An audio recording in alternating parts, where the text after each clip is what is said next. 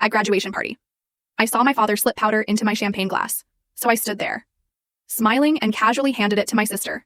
Instead, can you imagine looking into your own father's eyes, the man who raised you, and realizing he's trying to poison you? Because that's exactly what happened to me, Daniel, at my own college graduation party. The betrayal, it absolutely shattered me, but it also woke up a strength I never knew I had. To even begin to understand why my parents would do something so monstrous. You need to know our family, the Harrises. We weren't your typical loving household, not by a long shot. My father, Joseph Harris, built Harris Pharmaceuticals from a tiny research lab into a multi-billion-dollar empire. His reputation for ruthless business tactics was legendary. Competitors would mysteriously lose funding or face unexpected regulatory hurdles. But publicly, he was the perfect philanthropist, the doting family man. Then there's my mother, Eleanor. She came from old money. Her family had been in pharma for generations before merging with my dad's company. Her world revolved around appearances, the Harris legacy. Our house was in architectural magazines, her charity galas were the talk of Chicago society.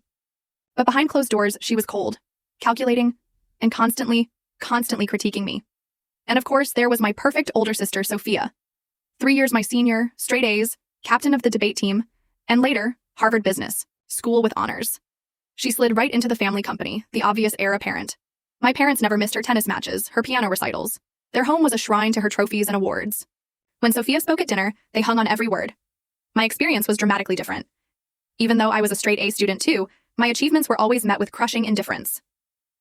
That is what we expect from a Harris, my father would grunt, never looking up from his newspaper. When I won the state science fair in 10th grade, my mother just commented that my hair looked messy in the photos. They only showed up to my events when not showing up would have looked suspicious to others. From childhood, my future was mapped out. I'd study pharmaceutical sciences, join the company, run the research division, while Sophia handled the business. My protests? Ignored.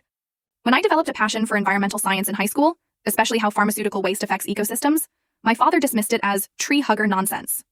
During my junior year, I applied to Northwestern, specifically, for their environmental science program. The confrontation that followed was explosive. My father threatened to cut me off financially.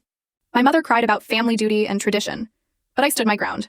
I argued I could still make a difference without following their exact, suffocating path. After weeks of silent treatment, they finally relented, but with conditions.